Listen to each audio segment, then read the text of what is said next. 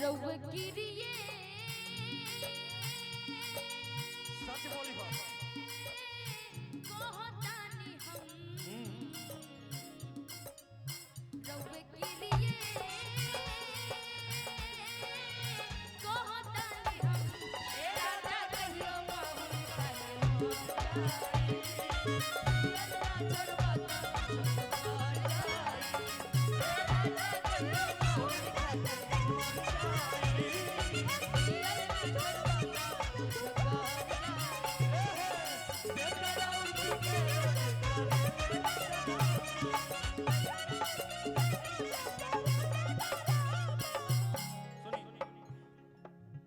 शादी करके अनुआ हम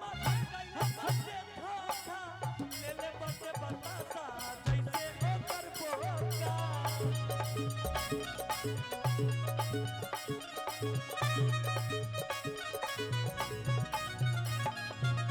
शादी करके अगुआ हमसे कइले बाटे धोखा लिखले बचुमा जैसे लेला बोका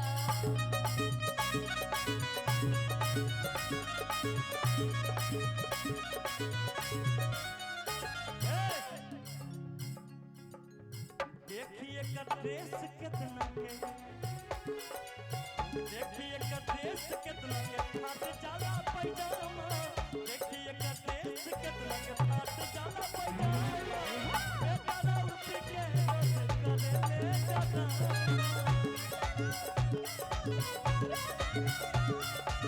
बेचारा उठ के रोज करे ले जाता सावन आया बादल छाए बुलबुल चहकी फूल खिले आने बादल छाए बुलबुल चहकी फूल खिले आने वाले सब आए आने वाले सब आए लेकिन तुम कल आओगे लेकिन तुम कल आओगे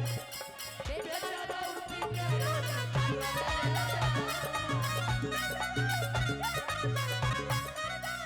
आधी आधी रतिया पियला तो करे लाऊ पियला तो बुझे नहीं कबहू लुकाई के आवेला तो गाड़ी देवे लाई कौन भाऊ जाई के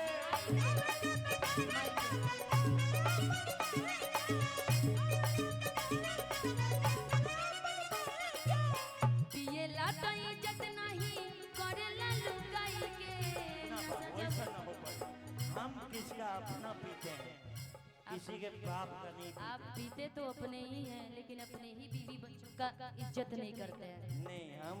नशा चढ़ता है ज्यादा हम अपना पीते हैं किसी का नहीं पीते देख हैं रहे मांगते हैं पैसा एक इनका सब रुपया। दोस्तों ने बिगाड़ दिया इनको पी के जब आवे गाड़ी देवेला लुकाई के नशा जब चढ़ेला तो गाड़ी देवे माई के